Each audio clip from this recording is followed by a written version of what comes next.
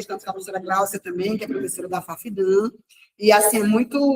Eu já havia dito esses elogios para o Marcelo, mas vou refazê-los aqui, né? Então, é uma honra ter o Marcelo concluindo seu trabalho de curso. O Marcelo foi meu monitor, bolsista de PIBID, então, assim, ele vivenciou essa experiência, né, de participar de bolsas na universidade, de desenvolver vários trabalhos, de ajudar a organizar eventos. Então, ele vive, né, esse momento da universidade plenamente. E esse aqui eu disse para ele que é só mais um, que ele fique tranquilo, né? A estrada não termina aqui, ela só começa aqui, né? E, assim, tudo aqui é mérito dele. A ideia, a aplicação do trabalho, tudo. Eu só fiz mesmo... Ele começou com a professora Gláucia, né?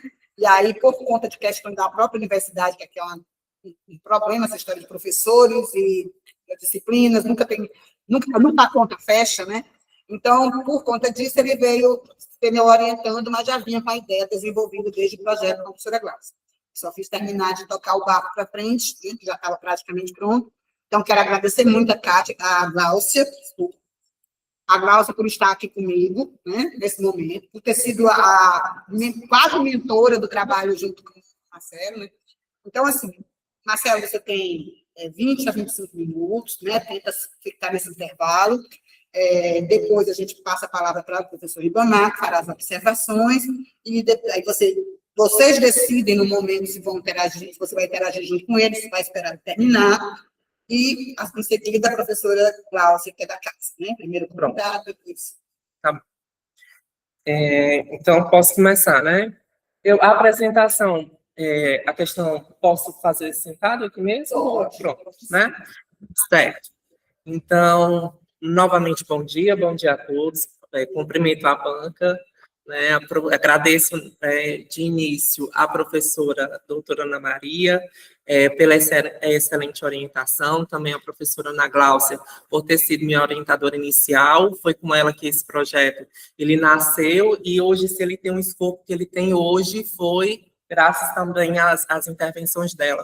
E agradeço também ao professor Ribamar por ter aceitado logo de início, de prontidão, a ser o examinador externo aqui desta banca de defesa. Bem, o slide, ele tem dizer assim, esse escopo eu obtive, respeitei a própria estrutura do trabalho do TCC, então o slide ele vai ser basicamente quase a mesma estrutura do TCC, somente não vai ser tão detalhado, porque a gente já leu esse trabalho, então aqui é só mesmo uma análise sucinta. Bem, aqui na segunda parte do slide, eu apresento a banca examinadora e, novamente, agradeço, né, a professora Ana Maria, a professora Ana Gláucia e ao professor José Ribamar. Bem, aqui é o sumário do meu trabalho. É um sumário um pouco longo, confesso, mas eu tive dizer assim, esse embasamento, principalmente porque no próprio título do trabalho, que tem práticas de letramentos acadêmicos no ensino médio, uma análise socio-retórica das introduções de projeto de pesquisa, só nesse título a gente percebe o quão complexo e rico é o tema desse TCC. Então, eu trabalho com análise socio-retórica, e aí eu vou procurar principalmente autores como Sueles, Sueles, que através de Sueles e da adaptação feita por Emais Biasi Rodrigues, que eu vou ter essa adaptação, acesso a essa adaptação tão importante, letramento acadêmico com Bryce Street, Melrelia e outros autores, e o projeto de pesquisa no ensino médio, que, confesso, foram achados poucos trabalhos acerca deste assunto, né, projeto de pesquisa no ensino médio. Então, é um certo... como o próprio Adair Vieira e Gonçalves, eles mesmos já identificam que falar sobre letramento acadêmico na escola ele é muito complicado, porque, primeiramente, ele faz uma diferença entre o que é prática escolar e o que é prática escolarizada. Apesar de que trazer o gênero, o projeto de pesquisa para dentro da escola já é feito, mas ele ainda não é ensinado. Então, há poucas orientações quanto à prática docente, quanto também ao próprio aluno. Então, o professor meio que passa por um processo de sucateamento, porque o material que ele tem acesso não é um material adaptado para o nível escolar em que ele está lecionando. Então, muitas das vezes, ele precisa fazer essa adaptação. Só que, para ele fazer essa adaptação, ele precisa ter condições, né, formação continuada. Infelizmente, muito se cobre, pouco se oferta em questão de formação continuada, principalmente formação continuada consecutiva ao tempo escolar, né? Bem, temos aqui a minha introdução, monografia Práticas de Letramentos, conduzido sob orientação da professora doutora. Ele é resultado das experiências de iniciação à docência no âmbito do Programa Institucional de Bolsas de Iniciação à Docência. Porém, eu faço aqui uma observação. Eu avalio esses projetos de pesquisas que foram coletados, eles foram coletados durante o meu desenvolvimento enquanto bolsista de iniciação à docência do programa PIBID. Porém, é importante ressaltar aqui o seguinte: por que eu não falo tanto sobre o PIBID no TCC? Primeiro, porque eu tenho acesso aos projetos de pesquisa pelo simples fato de eu ter sido convocado como avaliador, e não como um bolsista que auxiliou na elaboração dos projetos de pesquisa. Então, é uma atividade que está muito mais atrelada à disciplina do que realmente ao PIBID. Eu só menciono o PIBID porque enquanto eu estava participando como avaliador dos projetos de pesquisa, eu era bolsista PIBID. Então, eu só fiz esse link aí. Por isso que eu não me detive tanto a explicar um pouco sobre esse programa. Então, assim, os textos examinados, que eu vou falar mais adiante, foram elaborados por alunos da primeira e da segunda série, então sempre faço uma análise comparativa entre o que os alunos da primeira e o que os alunos da segunda série produzem em termos de introdução de projeto de pesquisa. Então, aqui traz um pouco mais dos objetivos específicos deste trabalho. Então, além de identificar os movimentos e passos retóricos que compõem as introduções dos referidos projetos de pesquisa, também é objetivo específico desta monografia descrever os itens léxico-gramaticais, aliás, o próprio nome do projeto é análise do TCC, é análise socio-retórica.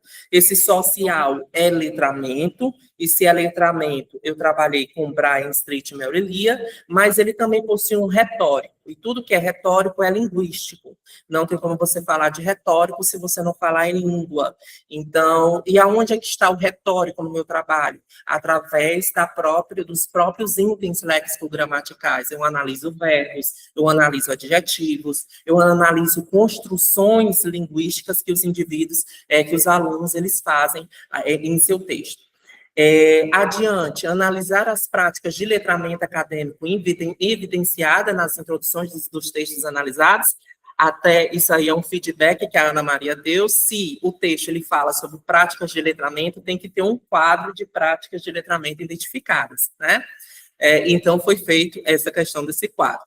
E refletir sobre a produção do gênero projeto de pesquisa. Aliás, o intuito do projeto não é apenas de escrever, mas também é de falar acerca aí da própria prática docente, também da própria prática de produção textual pelos alunos.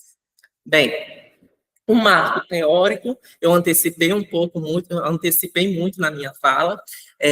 O marco teórico, ele reúne produções acadêmicas em 3 linhas principais, né, principalmente. Então, as linhas principais aqui são letramentos acadêmicos, análise socio-retórica e projetos de pesquisa no ensino médio. Então, os autores eles estão relacionados com essas vertentes aí do trabalho, vertentes-chave. Bem, no percurso metodológico, né, o título da sessão, percurso metodológico, ele é uma possibilidade do guia de normalização de trabalhos acadêmicos da UES. Então, percurso metodológico não é uma invenção minha. Na verdade, é uma opção, a metodologia que a universidade oferece. E aí, como eu sou muito caqueador, do lugar coloca a metodologia, eu prefiro percurso metodológico. Do lugar referencial teórico, eu prefiro marco teórico. É só uma questão estilística mesmo, certo? Então, assim, o percurso metodológico, o que é que eu preciso falar? Bem, o que é que faz parte do meu corpus de análise? São 14 projetos de pesquisa, 7 projetos foram produzidos por alunos da primeira série e 7 projetos produzidos por alunos da segunda série. Mas por que eu tive essa escolha? Essa escolha não foi em vão, eu até explico no trabalho. Porque é o seguinte, produzir projeto de pesquisa no contexto da disciplina de Núcleo de Trabalho, Pesquisa e Práticas Sociais, NTPPS, ela possui uma fragmentação de locus. O que é isso? Para qual público aquela pesquisa se destina. Então, a disciplina ela sofre uma fragmentação. É uma disciplina que possui nas 3 séries do ensino médio. Na primeira série, nós temos todas as pesquisas desenvolvidas no contexto dessa disciplina, voltado para a escola. Então, o locus é a escola. Portanto, os alunos eles vão pensar temas, vão pensar projetos de pesquisa dentro desse contexto escolar, especificamente, certo? E aí, só passar aqui adiante. Na segunda série do ensino médio, por sua vez, esse locus ele passa a ser um pouco mais amplo, em que os indivíduos eles passam a se voltar para especificamente para a comunidade onde vivem. Então, é por isso que, por exemplo, os alunos da segunda série, um título do trabalho dele, reparação do conceito da saúde dos alunos na escola, certo? Então, da segunda série, não, na verdade, isso daqui é de um trabalho de um aluno de primeira série. Então, o trabalho, reparação do conceito na saúde dos alunos na escola, ele pensa a comunidade. Já um trabalho de um aluno de segunda série do ensino médio, no contexto da disciplina NTPPS, ela já pensa um tema na sociedade, na comunidade. Exemplo, os problemas relacionados aos animais abandonados em Limoeiro do Norte. Enquanto que as pesquisas desenvolvidas na terceira série do ensino médio, elas se voltam especificamente para o contexto do mundo do trabalho, do mercado de trabalho. Por que existe essa fragmentação? Uma das explicações é na própria finalidade do ensino médio. De acordo com a Lei de Diretrizes e Bases da Educação Nacional, objetivo da educação básica, principalmente do ensino médio, preparar os indivíduos para o exercício, para a cidadania, para o mercado de trabalho e para os estudos posteriores. Por isso é que nós temos 3 blocos: escola, comunidade e mercado de trabalho, certo? Vamos aqui. Só que Sueles, eu não paro em Sueles, né? Emaise Biasi Rodrigues são as autoras. Eu, infelizmente, não tenho como mostrar o livro aqui para vocês, mas um dos principais referenciais teóricos, um dos principais trabalhos utilizados é o livro Gêneros, Teorias, Métodos e Debates. Aí os organizadores, Neuri, Daí Bonini e Desirê Motarrote, né? A Desirê teve que participar desse projeto tão grandioso. E, bem, por que eu não parei em Sueles? Porque Sueles, ele vai primeiro desenvolver um método para analisar artigos científicos produzidos na universidade. E aí, qual é o tema do meu trabalho? Introdução de projeto de pesquisa no ensino médio, produzido por alunos do ensino médio. Então, como é que eu vou pensar um método que foi desenvolvido especificamente para a universidade e para um gênero diferente e vou trazer para dentro da minha realidade, dentro da minha linha de pesquisa?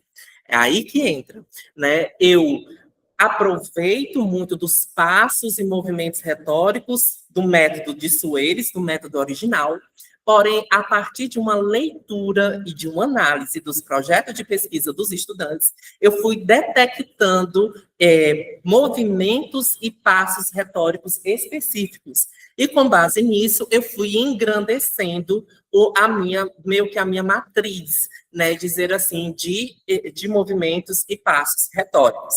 Então, olha, você pega aí Cas Possueles, 1990, e esse ao lado é o quadro que está no meu trabalho, adaptado 2005, mas com base em quem? Em Mais e Biase Rodrigues. Nunca é direto em Sueles, porque Sueles ele é um autor estrangeiro, então não tenho contato com os textos dele, a não ser traduzidos. E quem é que traduz são essas autoras, não somente traduzem, mas também elas comentam e analisam todo esse trabalho. Bem, vamos adiante. Discussão dos resultados. Então, a presente sessão é aí que eu saio do percurso metodológico, que vai definir aonde a pesquisa foi desenvolvida, quais os procedimentos metodológicos utilizados, e eu vou para a discussão dos resultados, que é onde eu vou trazendo uma análise do corpus. E aí, por que eu não preciso permitir o acesso da banca examinadora aos projetos de pesquisa? Porque é desnecessário, uma vez que eu já cito os projetos de pesquisa durante o trabalho. Então, vocês têm acesso a todos, né, que vão ter acesso a esse trabalho, vão ver os trechos retirados dos projetos de pesquisa dos estudantes. Então, não há necessidade de disponibilizar os projetos de pesquisa, e também pelo fato do princípio ético que rege esta pesquisa, que é um termo que foi a assinatura do termo de consentimento livre esclarecido, assinado pelo professor da instituição, e um dos princípios aí do termo é não disponibilizar o acesso a terceiros, então, portanto, nem se eu quisesse, poderia fazê-lo, né? Adiante.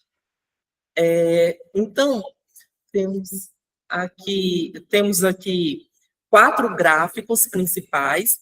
O primeiro gráfico aí é uma análise comparativa das estratégias discursivas do MOVE 1, usadas pela primeira e segunda séries, né?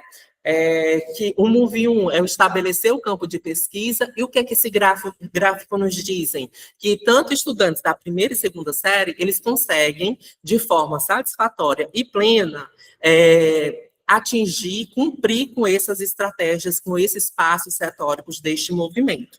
Porém, eu faço uma análise um pouco mais diferente, porque eu não levo em consideração apenas os dados estatísticos, eu levo em consideração também os trechos extraídos dos projetos de pesquisa, e com base nisso eu faço comentários um pouco individuais, né? Individuais assim, no sentido, personalizados para cada série.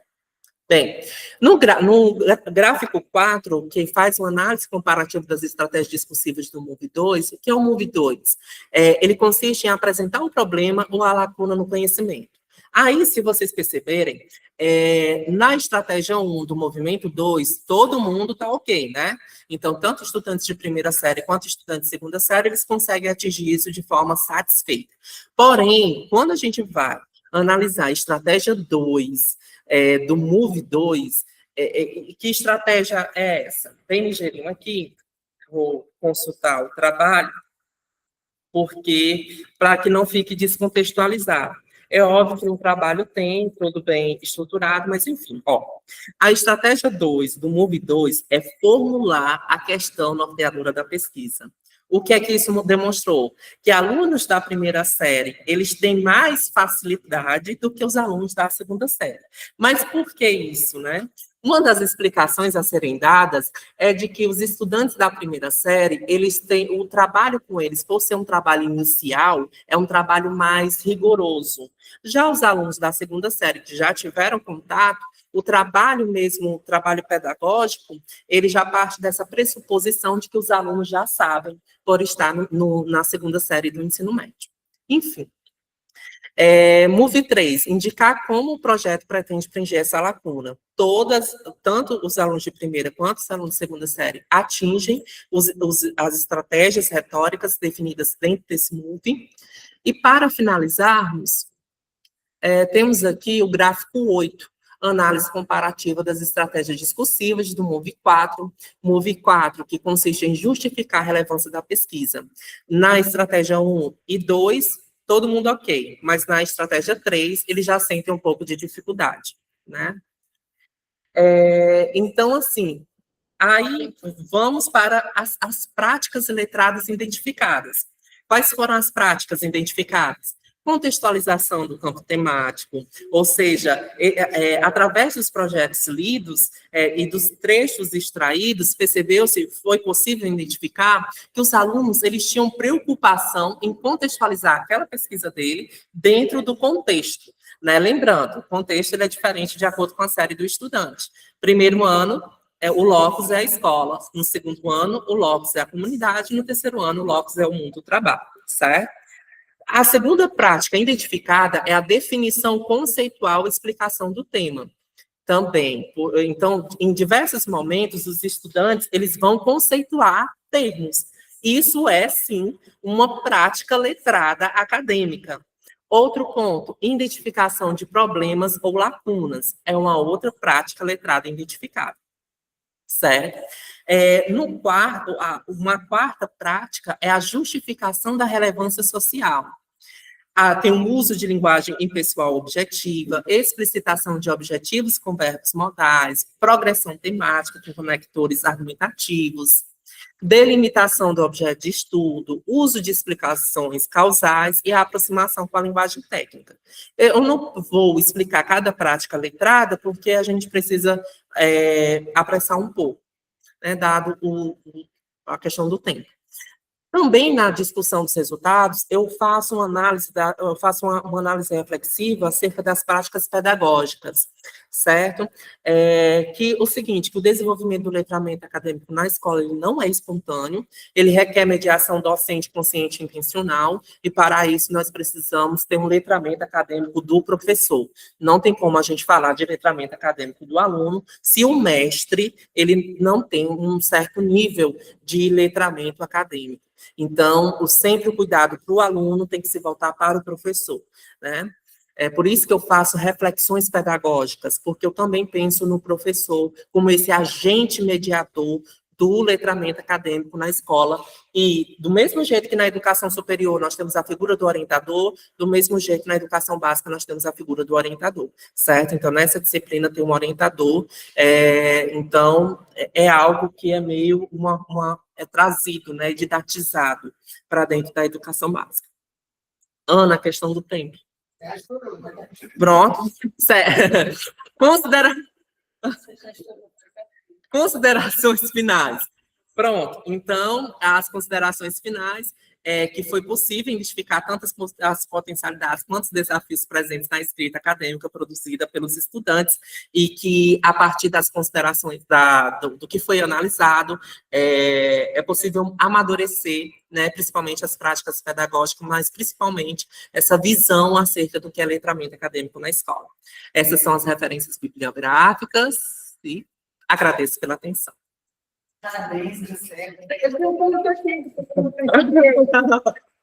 tem público aqui online. Agradecemos ao Marcelo, né, pela exposição, e passamos a palavra para o professor.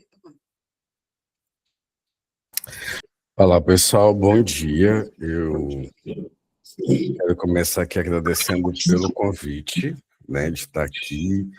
E eu queria esclarecer, né, informar que eu aceitei, porque nos próximos 3 anos, né, eu estou envolvido com letramentos acadêmicos na educação básica.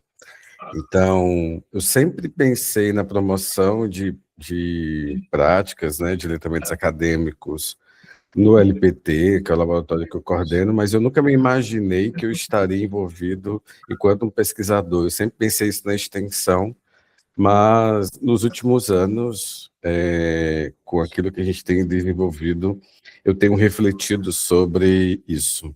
E é muito contraditório também, porque desde 2010, né, lá no laboratório, a gente tem iniciação científica júnior. Então, eu estou há 15 anos, né, agora 16 anos, fazendo ações com os meninos do ensino médio, mas nunca pensei em instrumentalizar práticas voltadas para a educação básica. Então, por isso que eu aceitei, né, e mesmo que fosse nas férias, ou final de ano, enfim, eu acho que a gente tem que ter esse compromisso social de pensar nessas práticas ainda na educação básica. Bem, eu acho que o teu microfone está ligado e está dando retorno para mim, Marcelo. Pronto, obrigado. Eu quero, então, depois desse preâmbulo, parabenizar pela proposta.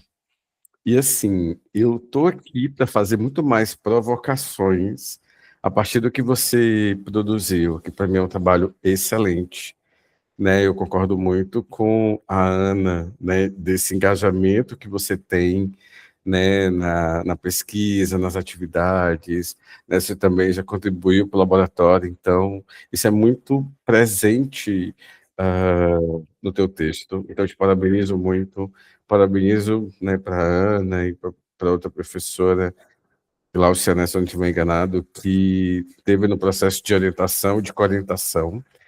E à medida que eu fui lendo, eu vou mandar o arquivo que você compartilhou comigo com as perguntas e as questões que eu vou apresentando a partir das leituras que eu também tenho feito ultimamente, daquilo que eu tenho refletido sobre letamentos na educação básica. Então, tudo que eu vou comentar aqui são muito mais questões para você refletir, te convidando a não sair desse lugar, né, de pensar os tratamentos acadêmicos na educação básica, para o mestrado, doutorado, enfim, para a sua prática da sala de aula. Eu não sei como é que estão as suas pretensões, mas eu preciso dizer que há uma potencialidade de pesquisas nessa área, né?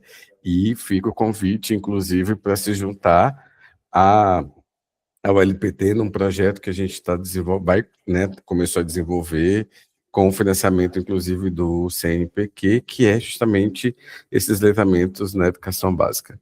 Claro, voltado para o ensino médio técnico, porque eu estou numa escola pública federal. Bem, e aí eu vou seguir a ordem do seu texto a partir dos comentários que eu fui fazendo no decorrer dele. Deixa só eu ir seguindo aqui, peraí. Acho que é aqui. Para começar, eu queria, né, ser elogioso em relação à organização que você faz do teu trabalho, né, eu também concordo quando a gente muda esses nomes, né, fundamentação teórica, metodologia, eu também gosto dessa coisa de usar outras expressões, eu acho que isso é muito legal. No entanto, quando a gente olha para o teu sumário, a gente não percebe, num primeiro momento, uma reflexão sobre currículo. Porque se você está falando de ensino médio, de educação básica, e tem essa disciplina, né, é preciso falar sobre currículo, seja do Estado ou a própria Base Nacional Comum Curricular.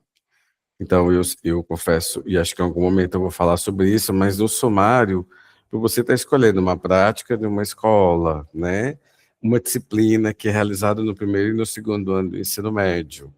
E eu até começo a pensar, por que que não está no terceiro ano também, né?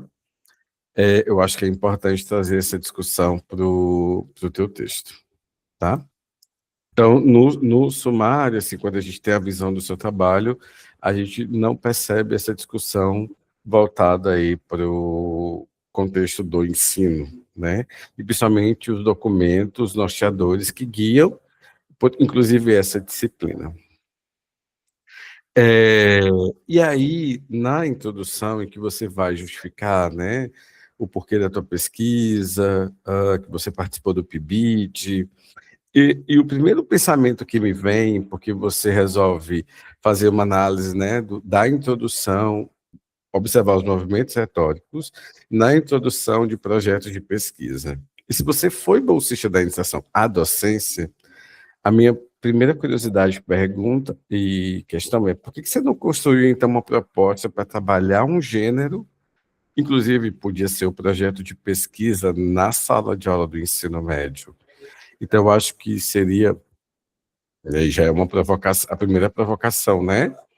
Porque o que acontece é, você diz no seu texto, que fazer ter letamentos acadêmicos na educação básica não é transpor o que é feito na universidade para a educação básica. Eu concordo plenamente com isso. Mas como é que o professor vai trabalhar resumo, resenha, projeto, pôster, artigo, relatório, currículo Lattes, a própria questão da escrita acadêmica se ele não sabe como faz isso, né? Então, como é que o professor vai fazer os tratamentos científicos que a BNCC preconiza se ele mesmo não tem essas vivências? Então, eu fiquei me questionando no primeiro momento, por que você não pensou numa proposta metodológica para trabalhar a leitura, ou o gênero, ou o projeto na sala de aula? E se você quiser ir me interrompendo e me responder, eu acho melhor do que deixar para o final. Nessa medida que eu vou falando, se você quiser falar, fica à vontade, tá? Pronto, eu acho que é melhor esse intercâmbio, né, do que deixar para falar no final, porque às vezes muita coisa se perde, né? Em relação à provocação feita, eu acho que é muito fruto do amadurecimento enquanto bolsista de iniciação à docência, porque o interessante é considerarmos que o tempo em que foi desenvolvido esses projetos de pesquisa foi muito inicial, logo no início do projeto do projeto de iniciação à docência do PIBID. Então, eu ainda estava me apropriando das próprias características peculiares que o PIBID tem, né? Então, aquela novidade que é o chão da sala de aula, aqueles desafios que a gente encontra. Então, creio que é muito mais falta dessa falta de maturidade mesmo, de amadurecimento. Mas a provocação é muito pertinente e realmente é algo que deve ser, que eu devo pensar enquanto pesquisador, né? Muito bem. Logo em seguida, ainda na introdução, você fala que é uma pesquisa bibliográfica e ela é documental ao mesmo tempo. E eu desconfio que não. E vou te dizer por quê. Porque geralmente, se eu não estiver equivocado, eu até coloco aqui, a pesquisa bibliográfica ela vai tratar de textos já publicados. Então, você resolve pegar um conjunto de artigos de uma determinada revista para fazer uma análise. E a pesquisa documental, ela vai tratar de fontes não publicadas. Então, eu acho, desconfio, que a tua pesquisa é mais documental do que bibliográfica. Mas, assim, é uma questão de ajuste para você depois, então, pensar em reorganizar disso. E aí, ao falar do marco teórico, e se você está pensando em letamentos acadêmicos, eu quero dizer duas coisas. Eu senti falta de trazer os estudos da Adriana Fischer, porque, inclusive, tem a tese dela em que ela fala sobre os letamentos acadêmicos de 2007, se eu não me engano, e ela também foi a professora que traduziu o texto do Brian Street e da Leia, né? Então, a Adriana Fischer tem um peso muito importante nesses estudos sobre letramentos acadêmicos. E eu quero aí agradecer a consideração de você trazer um trabalho, né, que eu fiz como uma bolsista de ensino médio, e eu achei isso muito bacana. E também vi que você trouxe como referência muito trabalho do Evandro Gonçalves Leite, né, ele e a professora Kélvia, do IF Sertão Pernambucano, desenvolveram pesquisas, principalmente tese de doutorado, pensando em tratamentos acadêmicos, no caso deles, da educação profissional e tecnológica, o que é educação básica de um modo geral, né? Então, estar atento a isso também foi um aspecto muito, muito importante. Nas referências, você faz dois movimentos que eu acho que é importante para você, enquanto estudioso, né, que está começando, e que você busca fazer uma historização dos tratamentos e uma historização dos estudos socio-retóricos. Eu acredito que você poderia economizar linhas no marco teórico sobre isso. Isso poderia ficar como... É uma sugestão, eu acho que vale muito para os alunos que, porventura, estejam aí assistindo, acompanhando, né? Porque já tem muito trabalho que faz todo esse processo, né, do conceito de letramento, quem começou, como... Eu acho que é muito mais interessante fazer referência a esses materiais do que, mais uma vez, fazer toda essa historização, porque eu acredito que ela, de alguma forma, quebra, pelo menos do meu ponto de vista, a expectativa de o que você está trazendo de fato sobre letramentos acadêmicos, né? As leituras que você fez, aquilo que você está desenvolvendo enquanto conceito e apreensão desses conceitos, o que é que você diz daquilo que você leu, sumarizou? Então, eu acho que essa parte histórica, ela poderia, né, ficar por um aspecto mais, você quer conhecer mais sobre a história do letramento? Lê tal trabalho, ou ver fulano. Eu penso muito mais nesse sentido. E trazer mais discussões teóricas daquilo que você tem a dizer enquanto autor. Mas é claro que a gente entende as escolhas, né, e fazer esse processo, mas eu acho que essa historização, que quem é da área acaba conhecendo muito, e também é importante fazer esse movimento, né, de citar os autores que já fazem isso, para que as pessoas que não têm o conhecimento busquem essas fontes, para não ficar resumido só em Alves, 2026. É muito nesse sentido também. Seguindo, eu estou seguindo a ordem. Eu deixei umas marcações em vermelho, que foi algumas questões de língua que eu fui observando, mas assim, que eu ia pontuando, tá? Mas você vai ver aqui no arquivo que eu vou te mandar. Na página 24, em que você está falando sobre a teoria bakhtiniana, né? E você diz assim: a produção desse gênero, que é o projeto, para além das finalidades pedagógicas, objetivando a exposição dos projetos em feira de ciências e a publicação em periódicos locais, consolida a ideia de que o aluno assume o papel de pesquisador-autor. Então, quando você fala projetos em feira de ciências, eu acho que isso pode reforçar uma ideia de que a pesquisa só acontece na área das exatas. Lá no final, você vai usar feiras científicas. E eu até sugiro que você padronize isso, para não reforçar o estereótipo de que só a área de exatas, matemática, né, ciências da natureza que fazem ciência. E você está fazendo um trabalho na linguística, inclusive. Então, eu acho que é importante a gente não ir reforçando esses estereótipos. E aí, outra coisa que você diz logo embaixo é o seguinte: outra consideração deve ser feita que esse trabalho não pretende identificar se os discentes aprenderam ou não letramento acadêmico. Então, eu não acho que ninguém aprende esse letramento, eu acho que a gente vai conquistando práticas, habilidades, né, para lidar com esses gêneros nos lugares em que eles são exigidos. Então, cada vez mais. Então, se você vai ter um diferencial em relação a um outro aluno da graduação, no mestrado, que, por exemplo, não foi bolsista.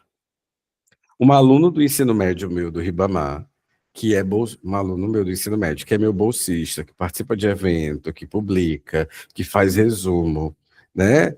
Que escreve, faz slides, apresentações para apresentar em eventos, ele vai ter menos dificuldade do que um estudante que também é do ensino médio, e o meu aluno mesmo, um outro aluno que não vivenciou isso. Então, eu acho que precisa reorganizar aqui esse período, tá? Outra coisa, tem momentos que você usa letramentos acadêmicos, tem momentos que você usa letramento acadêmico.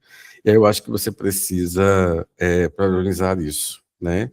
Na verdade, o ideal é que a gente sempre usasse só letramentos, porque ele dá conta de tudo, embora a gente saiba que tem área de letramentos digitais, próprio letramentos acadêmicos e tal, né?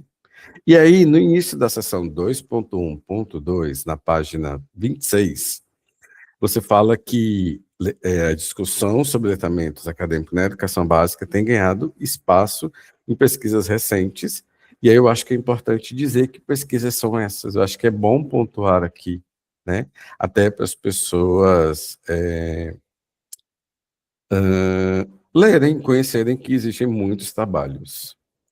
Ainda nessa mesma seção 2.1.2, você cita o seguinte, né, que esses gêneros estão presentes nesse currículo, nesse componente curricular chamado Núcleo de Trabalho, Pesquisa e Práticas Sociais, em atividades como Feira de Ciências, Olimpíadas e Iniciação Científica Júnior. Eu acho que você poderia ponderar para as Feiras de Ciências e para a Iniciação Científica Júnior, até considerando mesmo que há fomento das agências como o CNPq e as FAPs estaduais. Então, eu acho que não é que eles estão presentes somente agora, né? Porque, por exemplo, o CNPq financia iniciação científica há mais de 15 anos. Então, lidar com esses gêneros, né, não é recente. Entrou muito, provavelmente, na rede estadual de muitos estados por conta da Base Nacional Comum Curricular, né? Ai, meu Deus. Seguindo, tem uma questão. Você diz assim, lá na página 27. Ao elaborar as introduções dos projetos de pesquisa, por exemplo, os estudantes lidam com as etapas próprias da prática científica. Definição de termo, delimitação, levantamento, sistematização e tal. E aí você diz logo em seguida que eles enfrentam dificuldades relacionadas ao domínio da linguagem acadêmica. Eu fiquei me perguntando, e a leitura?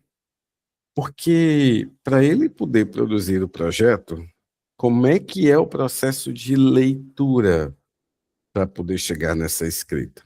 E aí tem uma questão metodológica que eu acho que é muito importante e que eu acho que você poderia ter apresentado no teu texto, que eu recomendo que inclua, que eu vou já comentar, e tem relação com essa questão da leitura e com a produção do projeto de pesquisa.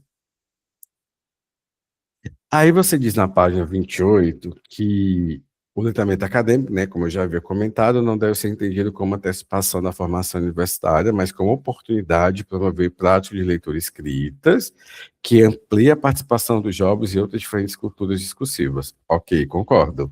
E eu acho que cabe aqui uma crítica à BNCC. Porque se a gente observar para o campo da prática e da pesquisa e por aquilo que eles consideram de letramento científico, eu acho que a BNCC não resolve, porque tem uma questão muito importante. Por que essa disciplina não está no terceiro ano também? Por que o aluno que escreveu o projeto no primeiro ano, ele não vai aprimorando em cada ano, e quando chegar no terceiro ano, como é que ele não já estaria na escrita desse projeto? E aí, por quê? Porque compete ou concorre com a redação do Enem. Então, o que é que vai acontecer? Se faz o primeiro e o segundo ano com isso, mas quando chega no terceiro ano do ensino médio, supostamente, porque eu não conheço a escola, não conheço a prática, né? Tudo isso é ignorado, e aí vai pensar só na redação do Enem? Eu nem sei se é assim, mas é a leitura que eu faço quando eu observo a prática. Por que não está no terceiro ano? Porque provavelmente a preocupação deve ser com o vestibular, com o Enem, porque eu acho que a UES tem vestibular próprio, né? Mas, por exemplo, pode ser que a Unicamp cobre uma produção de um projeto de pesquisa, né? Alguma coisa relacionada a um gênero acadêmico. Então, por isso que eu acho que é importante não mostrar que está tudo lindo e maravilhoso. Por quê?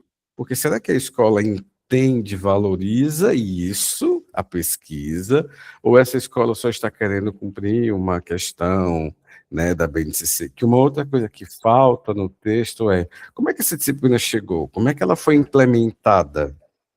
Né? Como é que foi? Isso aí, acho que é um elemento que também é importante, que poderia ter sido colocado no texto. Por isso que eu estou aqui mais nas provocações, né, do que achar defeitos no trabalho, porque nem tem. E aí você diz assim, né, analisar essas produções antes da seção 2.2 possibilita compreender como os estudantes se inserem, negociam e ressignificam práticas acadêmicas. Isso, para mim, só reforça o quanto que é importante pensar em propostas ou práticas metodológicas para trabalhar isso na educação básica. Na seção 2.2, você vai falar sobre os estudos retóricos, e aí você diz assim, no caso do ensino médio, tem um trechinho na página 29 aqui no arquivo, isso significa que a produção de projeto de pesquisa não se restringe à reprodução mecânica de um modelo textual, ok, mas envolve processos de inserção, negociação e reconstrução de práticas acadêmicas. E aí eu te pergunto, como lidar com isso em tempos de supervalorização da redação do Enem? né?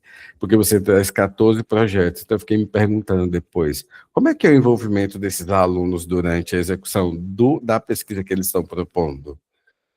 Há um entendimento do que é fazer ciência, né? Do que é pesquisar, do que isso é importante para a sociedade, ou é apenas para cumprir o protocolo pensando numa nota? Isso são as reflexões que a gente vai fazendo à medida que o teu texto vai avançando, porque eu queria muito estar nessa escola para saber como é que era lá na sala de aula, de ver como é que o professor que está ministrando, né, procede, né? Seguir, então, né, se faz toda uma sumarização e você tem muita leitura, isso é muito legal.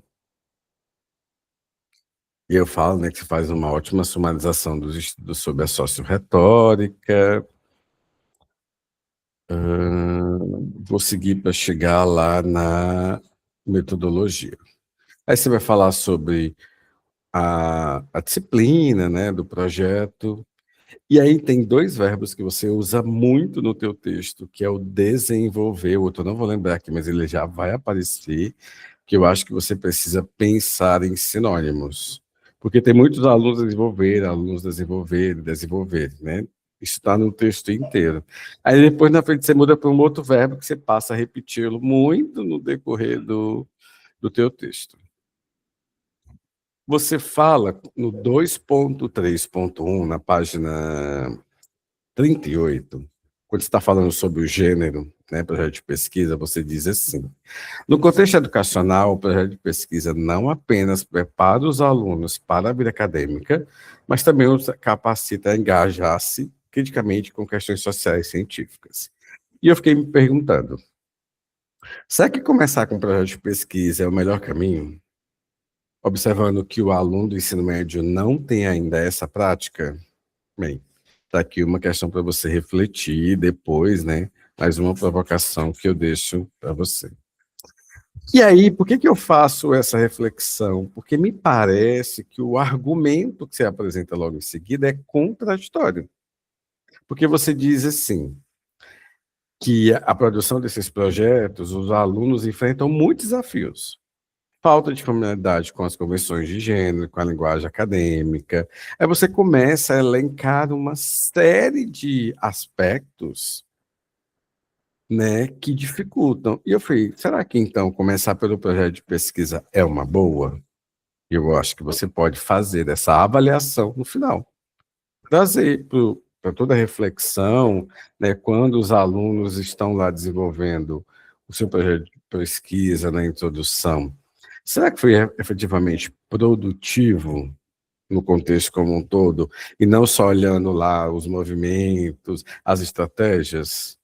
Eu desconfio que começar por um projeto é uma audácia que eu acho legal, mas eu não sei se os resultados são tão positivos. Aí eu não tenho como falar, porque a gente não acompanhou, né, o processo de desenvolvimento da pesquisa, porque eu também não lembro, e posso ter perdido nessa informação, se quando o aluno constrói o projeto, se ele desenvolve, ou seja, ele faz a pesquisa, e aí depois ele tem os resultados, ele apresenta em tal lugar.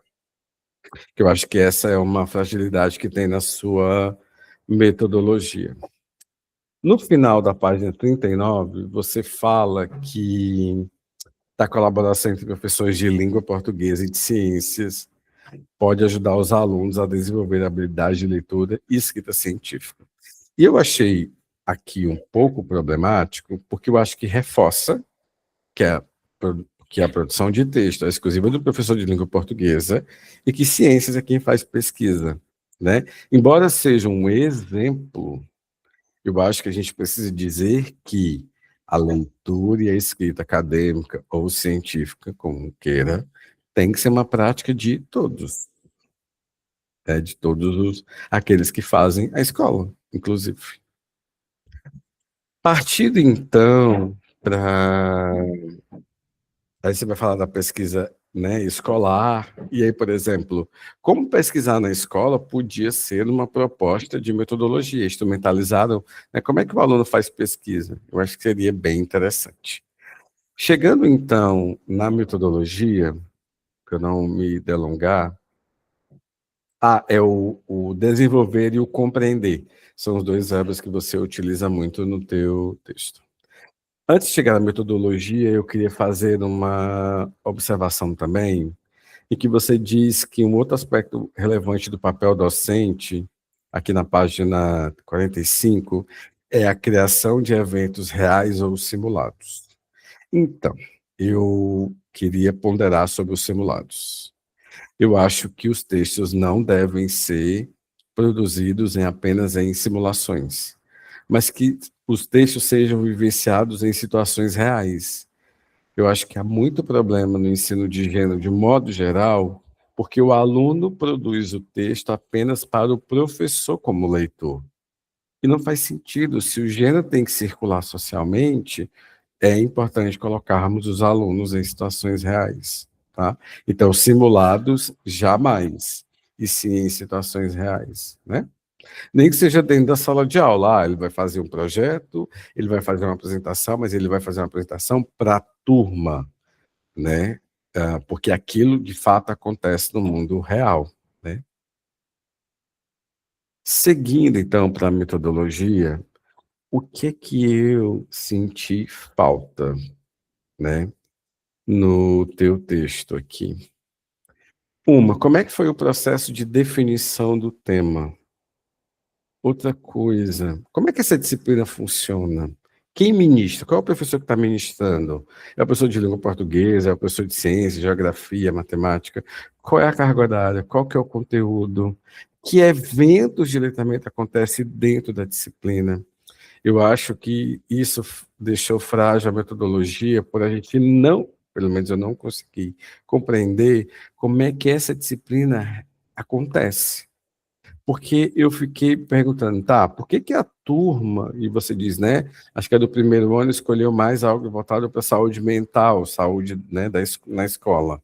E os outros são mais temas mais diversos.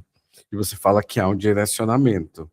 Então, eu fiquei perguntando, será que o professor do primeiro ano foi um professor da área da saúde que ministrou a disciplina? Bem, então eu acho que na metodologia, eu acho que é muito importante situar o leitor de como a disciplina acontece. E explicar, olha, é uma disciplina que é o tipo, ela está em que núcleo? É o núcleo obrigatório, é o núcleo opcional? Quantos alunos participaram? Por que só tem 14 projetos, né? Porque era o total de alunos, eram 7 em cada turma. Então, essas informações, eu acho que elas são muito importantes para entender as práticas de letramento. E eu fiquei querendo saber, por exemplo, o professor faz leituras, o professor apresentou outros projetos, tipo, os alunos do segundo ano retomaram os projetos que eles fizeram no primeiro ano, ou eles não fizeram projeto no primeiro ano. Então, foram surgindo muitas dúvidas, né, ou perguntas, na verdade, de como é que essa disciplina acontece. Você poderia rapidamente comentar como é que essa disciplina acontece? Bem, a disciplina de núcleo de trabalho, pesquisa e práticas sociais, geralmente ela tem 4 horas aulas por semana, e ela é ministrada por um professor que geralmente ele faz um curso, uma formação continuada específica para esse fim. Mas, assim, não existe um requisito do professor ser da área de natureza, ou ser da área de linguagem, de humanas, enfim, pode ser qualquer professor, desde que tenha feito essa formação mínima.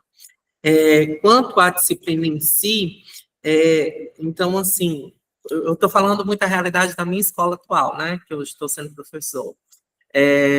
O primeiro ano, por exemplo, os alunos eles têm contato, pelo menos na minha disciplina, eles se voltam todas as pesquisas dele para a família, né? De entender, por exemplo, a questão da origem da própria família, da origem do próprio nome, são questões assim mais básicas, né? Então, são aulas que não visam somente a questão do desenvolvimento de pesquisa, mas também como eu abro uma questão de uma nota de rodapé, logo no início, na introdução, e de acordo com Bragas, Freitas, a disciplina ela tem 4 pilares, né? Aprender a viver, aprender a ser, aprender a saber e por aí vai. Então, é uma disciplina que também visa competência socioemocional. Então, são aulas, geralmente, que o professor utiliza dinâmicas e tudo mais. Agora, no quesito do segundo ano, tem essa parte, como eu digo, né? Tem essa parte de pesquisa, de práticas sociais, de trabalho, mas também tem esse lado socioemocional da disciplina. Então, assim, mais ou menos isso, né? Então, Marcelo, eu acho muito importante essas informações, antes de tudo, né? Explicar para o leitor como que a disciplina funciona. Porque aí a gente vai ter entendimento de em que momento esse projeto se insere e como que é feito o procedimento para a escolha do projeto.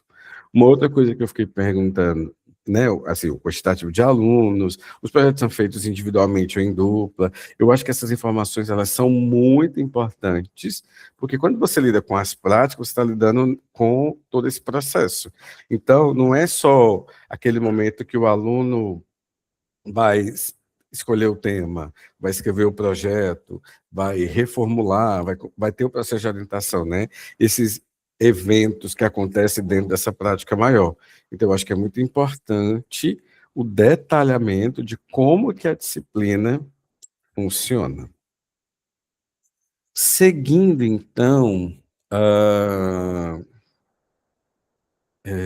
você vai, então, partir, você fala sobre o quadro 3, né, que tem lá os movimentos, e logo em seguida vem a sessão de resultados, em que você, no início, você fala que seriam 7 projetos, mas eu acho que são 14, né, foi só um errinho aqui, eu marquei para você depois dar uma olhada, e aí a sessão 4.1.1 vai, né, falar sobre as estratégias do movimento 1, 2, 3, 4, do que você analisou como um todo, eu deixei aqui algumas marcações, mas eu queria que você depois olhasse com calma, porque você disse que no movimento 1, a estratégia 1 foi uma das mais recorrentes entre os projetos analisados.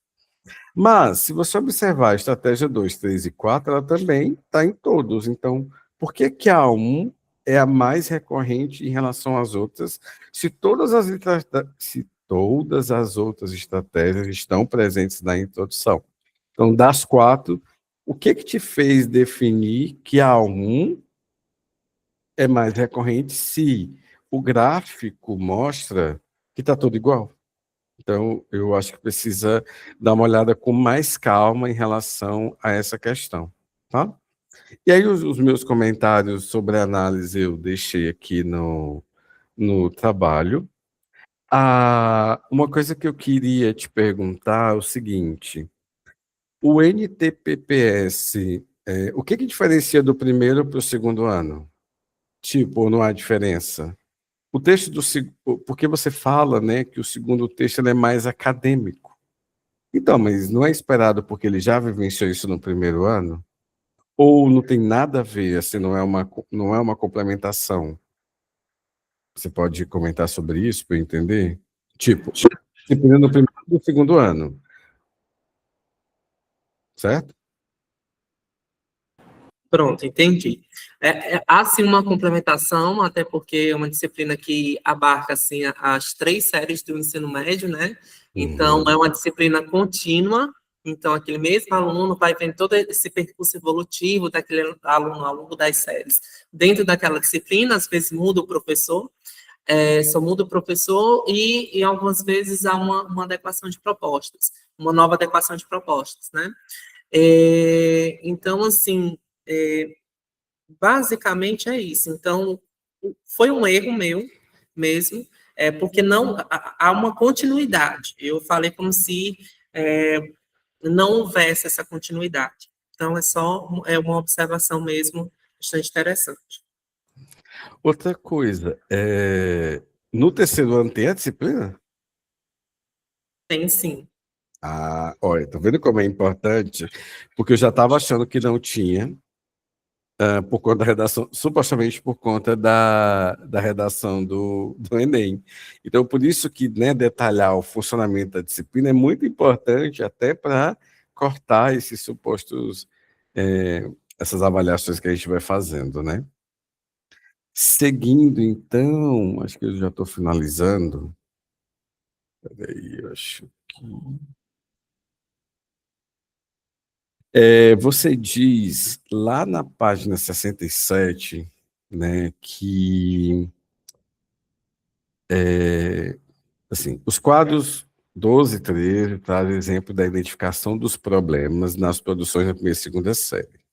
E mostram que os alunos tendem a descrever fenômenos socialmente relevantes, mas ainda pouco articulado, né, com pouca articulação, a lacunas do conhecimento científico.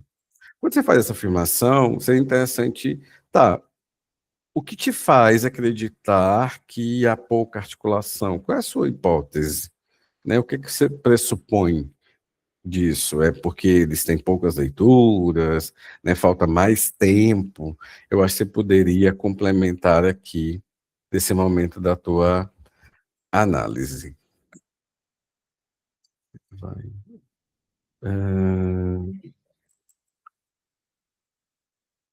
O meu último comentário sobre a tua análise é o seguinte: a gente não lê as introduções inteiras, a gente vê elas partidas. Eu acho que você poderia, e aí você pode pensar, por exemplo, numa publicação da tua pesquisa, em forma de artigo que eu recomendo, escolher uma introdução do primeiro ano e uma introdução do segundo, ou duas de cada série, e demarcando colorido os movimentos. Então, você estaria, num primeiro momento, a introdução completa, com os movimentos destacados em cores diferentes, para mostrar, né, todas essas marcas, todos esses movimentos, e depois você fala, analisando o todo, todos os teus quadros e gráficos. Porque você não trouxe o projeto, né? Então, assim, eu acho que seria mais interessante, não que está errado o que você fez, porque os estudos retóricos trabalham dessa maneira, mas eu entendo, já que você está pensando mais na prática do que no gênero, né, que é o aspecto mais importante, por que não, então, trabalhar o texto como um todo? Né? Eu acredito que teria sido, eu considero como mais produtivo. Então, assim, fica tranquilo, não está errado, né, a maneira como você organizou a sua sessão de análise, mas eu acho que seria mais interessante para aquilo que você está propondo, que é observar todas as práticas de tratamento na construção do projeto, fazer uma análise de texto como um todo. Ah, você tem 14, escolhe dois de cada ou um de cada. E depois você fala do que você observou no restante do grupo. Né? Eu acho que faria bem interessante. Por quê? Porque aí você dá protagonismo, no meu entendimento, à prática e, consequentemente, ao texto, o projeto de pesquisa. Nas conclusões, então, né, você faz a retomada de todas as suas reflexões. Tem só uma questão na página 97 que você diz, né, que a disciplina permite que os estudantes iniciem a sua entrada na cultura acadêmica em níveis graduais, híbridos e mediados. Aí eu acho que é importante desenvolver o que são esses três níveis. Ademais, tem aqui outros comentários que eu deixei que você vai perceber no arquivo que eu vou te mandar. No mais, parabenizar, é uma pesquisa incrível, com potencial gigantesco, que tem muitos desdobramentos que você pode seguir, porque tem potenciais para as pesquisas de mestrado, doutorado, e também, por que não, ser um estudioso da área dos tratamentos acadêmicos na educação básica, né, que é muito importante. Então, parabéns pelo excelente trabalho. Para mim foi uma alegria. Deixo aqui as minhas provocações, que você possa refletir com calma, né, e seguir aí, porque sua trajetória só está começando, como a Ana diz. Muito obrigado pela oportunidade. Parabéns, Ana e Glaucia, pela orientação e pela coorientação. Obrigado, gente. E aí eu agradeço também pelo artigo que você nos deu praticamente pronto, viu? Que a gente já estava pensando no artigo, mas não estava sabendo onde atacar, você já nos disse. Foi, Marcela? Que é exatamente essa parte do colorido, já temos um artigo. Obrigada, mais uma vez. Agora eu vou passar a fala para a professora Ana Gláucia, né, para que ela faça suas considerações. Não está aparecendo a câmera, só o áudio. Mais perfeito do meu livro.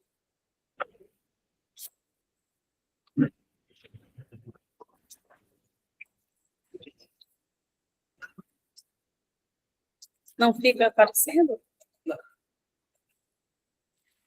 Então, bom dia ainda, não é?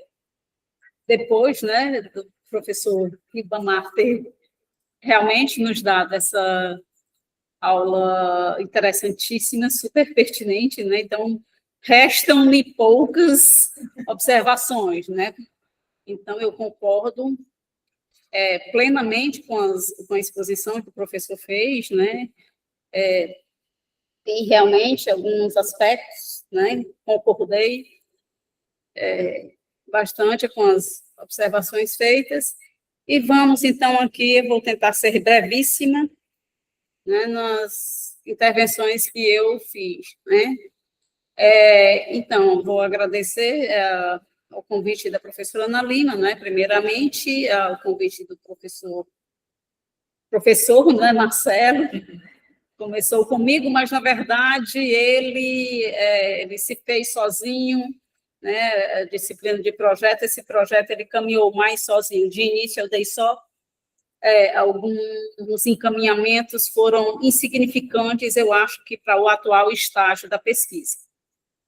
Então, parabéns, né, pelo trabalho dele, né, pelo potencial incrível, né, de pesquisador, né, que nele agora que a gente pode perceber, né, pela exposição oral que nós vemos, nós percebemos a apropriação, né, que ele tem do trabalho, né, que ele apresenta. Foi um trabalho realmente interessante de coleta de dados, de análise de dados, né, apropriação de um aporte teórico, né. Então, a pesquisa, né, ela, depois com os seus refinamentos, né, em etapas futuras, né, ela vai ficar bastante interessante, né?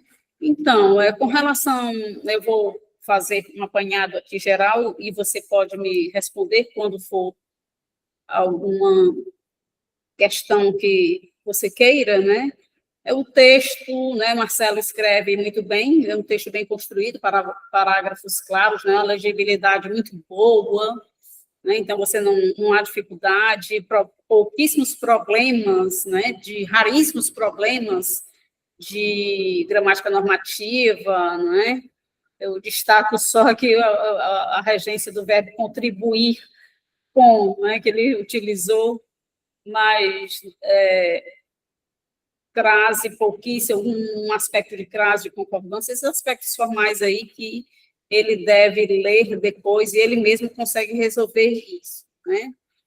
Então, com relação à questão do resumo, ele usa, no resumo, a expressão linguagem formal.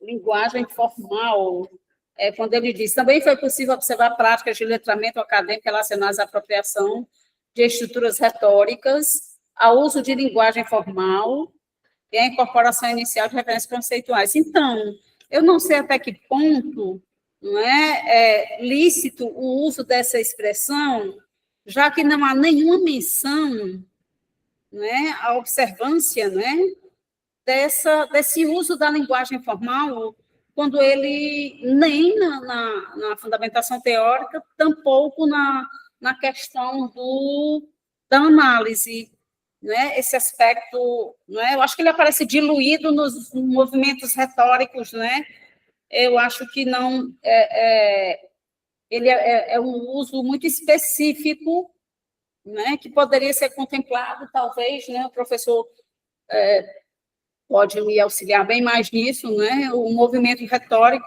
né, que contempla o uso, né, a linguagem acadêmica, né, ela se serve exatamente desse tipo de manifestação linguística.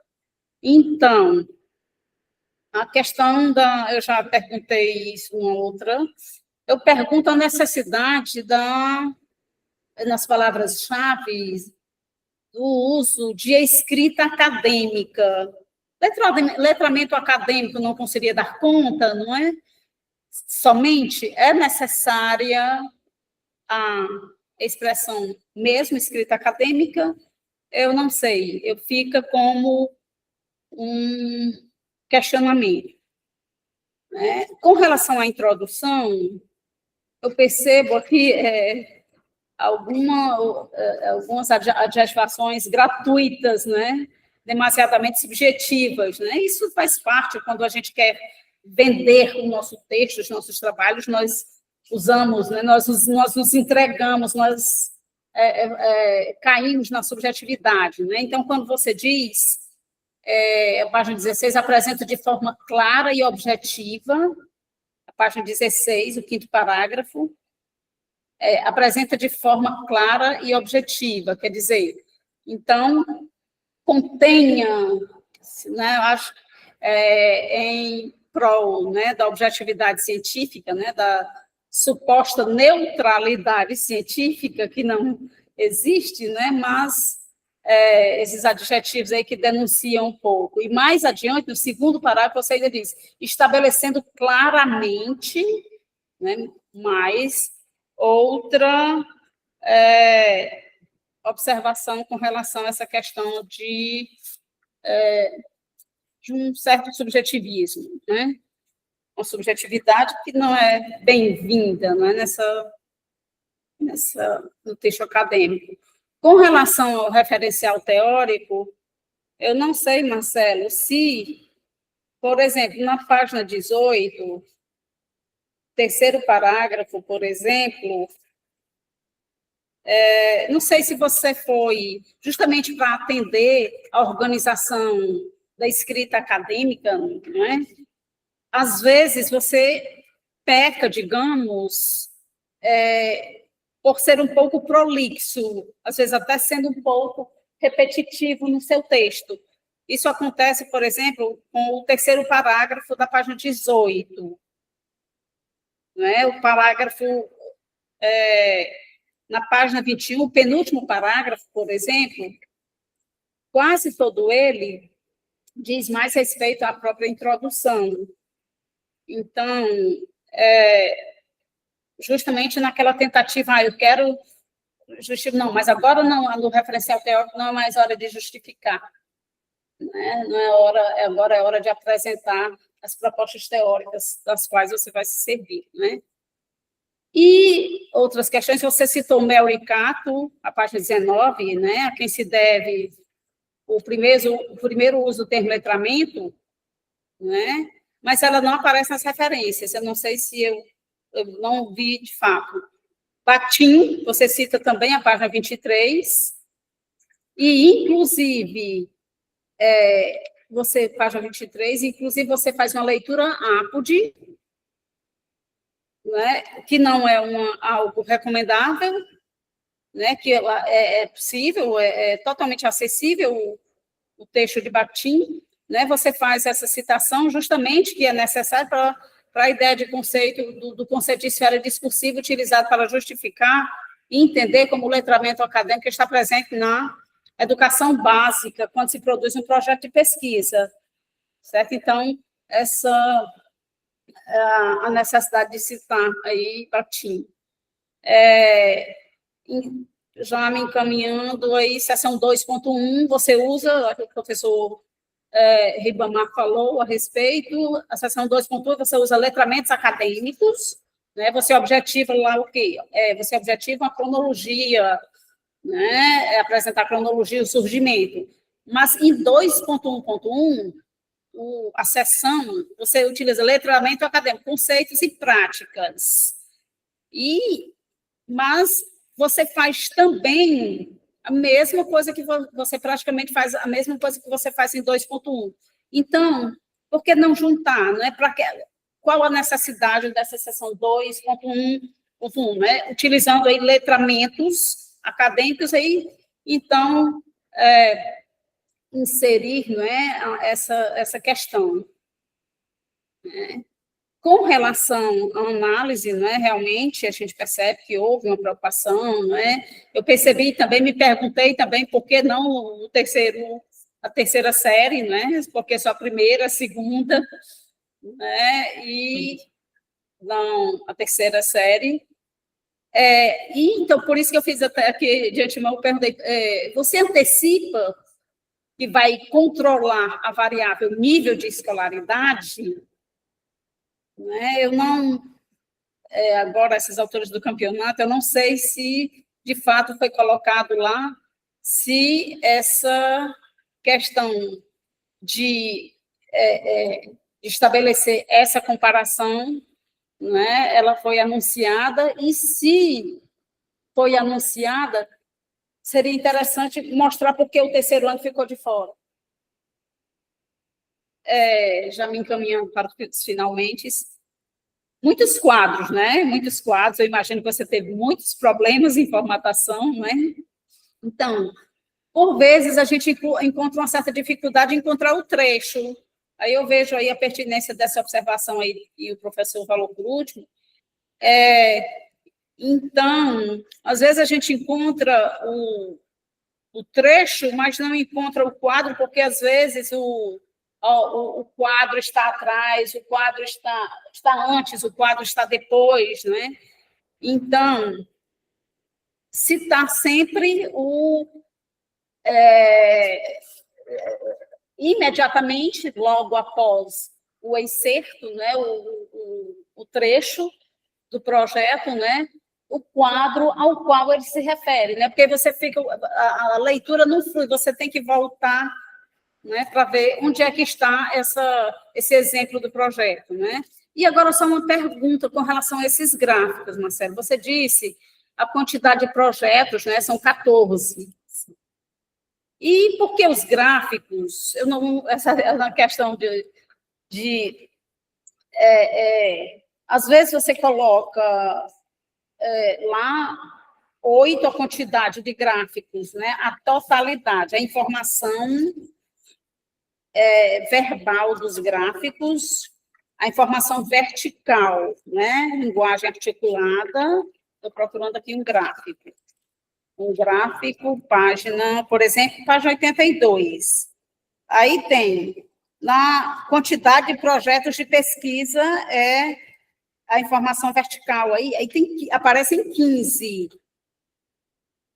Certo? Então, a sua amostra, né, é composta de 14 projetos. Então, eu encontrei diferentes gráficos, né, para você estabelecer essa comparação entre primeira e segunda séries, né? Eu encontrei esses gráficos com 8, com 15 e com 30. Nenhum deles revela o tamanho real da sua amostra, que são 14.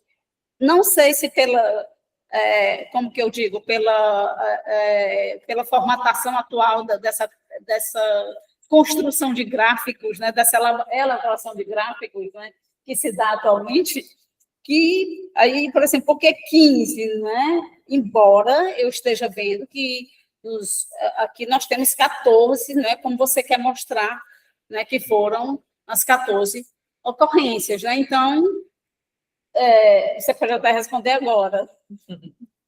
Há uma explicação com relação a essa diagramação gráfica que eu não estou a par, eu acho que eu estou um pouco atrasada. Não, na verdade, existem 2 tipos de gráficos no meu trabalho. Gráfico sintético, que aí, realmente, ele diz assim, total a quantidade total, 14 projetos, certo? Desses 14, quantos atingiram aquela estratégia? Apenas 7, então só vai aparecer 7 ali. Então, vai dar a ideia, realmente, de que são 7 projetos, mas, na verdade, são 14. Apenas 7 desses 14 é que atingiram aquela... Aí eu tenho o gráfico comparativo, que coloca 2 barras, uma representando o primeiro e uma representando o segundo ano. Cada um tem, por máximo, 7 projetos. O primeiro tem 7 como máximo projeto, e o segundo set é, Eu entendi, assim, mas o que me inquieta, assim, eu não... Quantidade de projetos de pesquisa vertical, 15, né? Então... Sim, eu sei. Esse númerozinho, como se fosse um... Porque ele não vai afetar todo o que você trabalha. Sim, entendi. Certo, vou ajeitar. E aparece em todos os gráficos. Então, essa questão aí... É a leitura visual. Aí eu acho que são essas observações. Parabéns pelo seu trabalho, né? Eu acho que você tem um futuro brilhante, né?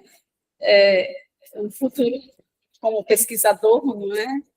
E foi um grande prazer participar da sua banca.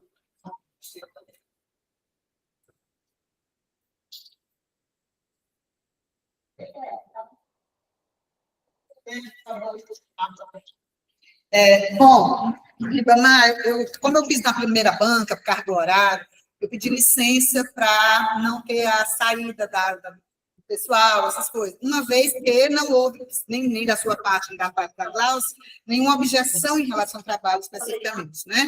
Então, eu vou passar para a ata, tá? Para liberar o povo aqui. Ata de defesa pública de monografia de graduação.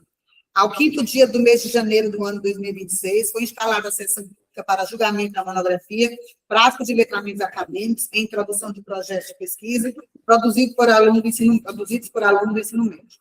Elaborada pelo graduando Marcelo Martins Alves, matriculado sob o número de 44453, do curso de Licenciatura Plena em Letras, Habilitação em Língua Portuguesa e suas respectivas literaturas. Após a abertura da sessão, a professora Ana Maria Pereira Lima, orientadora e presidente da banca julgadora, deu seguimento ao trabalho, apresentando os demais examinadores. Docentes, doutor José Ribamar Lopes Batista Júnior, primeiro examinador, e professora mestra Ana Cláudia Jerônimo de Santiago, segundo examinador. Foi dada a palavra ao autor, que expôs o trabalho, e em seguida ouviu-se a leitura dos respectivos pareceres dos integrantes da banca. Terminada a leitura, procedeu-se à arguição e respostas do aluno. Ao final, a banca, reunida e separada, que é isso que não aconteceu, mas a gente concordou, resolveu emitir parecer favorável, Nada mais a pena tratar, eu, Ana Maria Pereira Lima, orientadora desta monografia, presidente desta banca ligadora, lavrei a presente ata, que está por mim assinada e para os demais. Parabéns mesmo. Pode dizer, meus colegas, mais metade. Sempre foi brilhante. Você ter sido seu professor. E um prazer meu em ter sido seu aluno. Obrigada, né? Só uma fotinha, tá? Só para registrar. Parabéns, Marcelo, parabéns. Você me assustou. Eu preciso liberar as pessoas. Até o negócio. Se posicione todos. Inclusive, quem está online. Pode ser deitado ou querer em pé. Em pé, é melhor. Tem que tirar. Eu vou tirar, meu amor, vou tirar sua cadeira, que não fica legal. Essa fotografia. Encoste mais um pouquinho. Vai, Cássio. Show.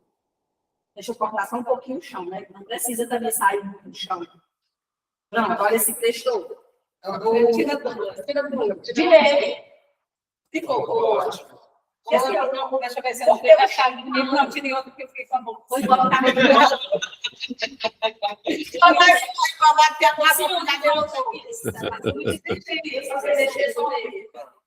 E alguém deixa o meu dinheiro ali. Eu vou pegar da Ana. Sim, gente, lá vou eu. Peraí, deixa eu só. Agora ficou bom. Agora já fui. Obrigada. Obrigado, Ribas.